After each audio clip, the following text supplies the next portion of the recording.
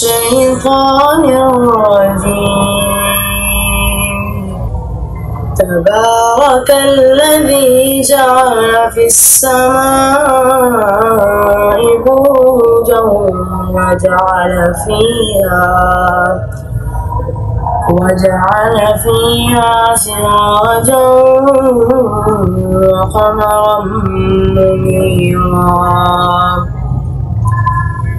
وهو الذي جعل الليل والنهار خلفة لمن أراد أن يذكر أو أراد شكورا. وعباد الرحمن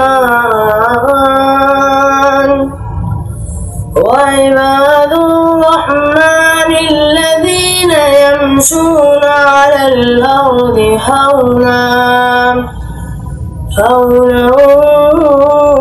وإذا خاطبهم الجاهلون قالوا سلاما. والذين يبيتون لربهم سجدا وقياما.